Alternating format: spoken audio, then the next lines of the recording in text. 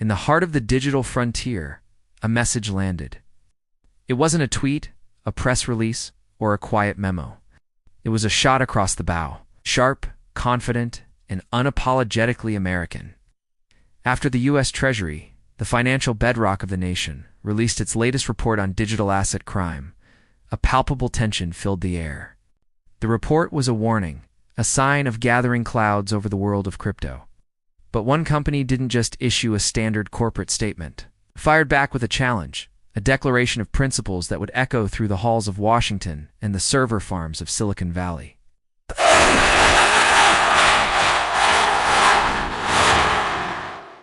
That company was Coinbase. The message was simple, yet it carried the weight of a generation's ambition. Bad actors evolve, the company wrote, its words cutting through the regulatory fog. So must we. This wasn't just a response. It was a counter-narrative. The nation's largest crypto exchange, a titan born from code and conviction, was pushing back. It saw a tightening noose, not around crime, but around innovation itself. The Treasury's report, meticulously detailed and heavy with concern, had called for tougher, more stringent oversight of the burgeoning crypto markets. It cited the dark side of the digital coin, the rise of sophisticated ransomware attacks holding hospital data hostage, the shadowy networks used for sanctions evasion, and the complex webs of illicit finance that thrived in the perceived anonymity of the blockchain. The government's position was clear. The Wild West era of crypto had to end. But Coinbase's response, crafted with the precision of a programmer and the passion of a patriot, reframed the entire debate.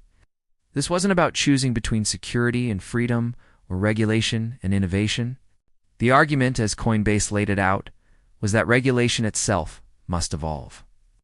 It had to become as dynamic, as intelligent, and as forward-thinking as the technology it sought to govern. The old playbook, designed for an analog world of paper trails and physical vaults, was obsolete. To apply it now, they argued, would be to suffocate the future in its cradle. Reading Coinbase's statement, you get the sense you're not just looking at corporate PR. It feels different. It reads less like a defense and more like a manifesto for the future of finance, a bold vision for a new American century. In its lines, you can see the blueprint for a different kind of financial system. One built on transparency, collaboration, and relentless progress. The document, though concise, was built upon three core beliefs. Three pillars that would define its stance in the battle for tomorrow's economy.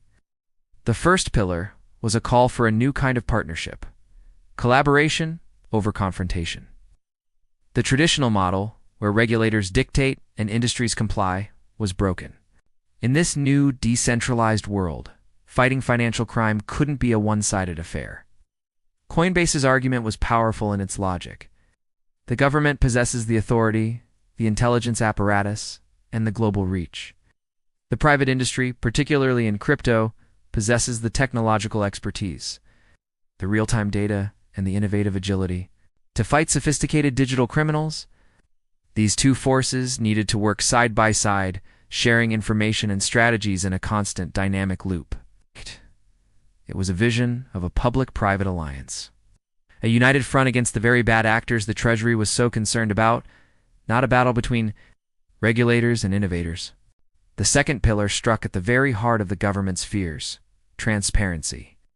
The common narrative paints cryptocurrency as a shadowy world of anonymous transactions, a digital haven for outlaws. Coinbase turned this perception on its head. Transparency, the company declared, isn't something to be added to the blockchain. It's built into its very DNA. Every single transaction on a public ledger like Bitcoin or Ethereum is recorded, time-stamped, and immutable.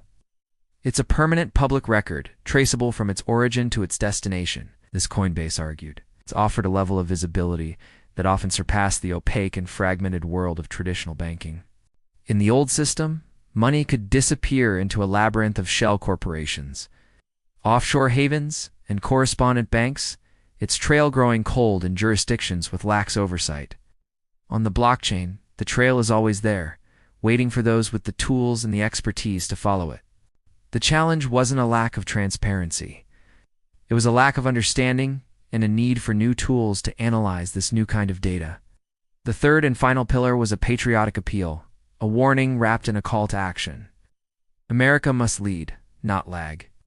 The race for the future of finance was on, and it was a global one. To fall behind in digital finance innovation, to stifle it with outdated regulations while other nations embraced it, would be a strategic blunder of historic proportions. It would mean surrendering leadership in the next era of global economics.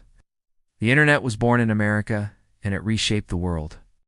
Blockchain technology and digital assets, Coinbase warned, held that same transformative potential. If America chose to retreat, to build walls around its financial system while the rest of the world built bridges, another nation would seize the mantle of leadership.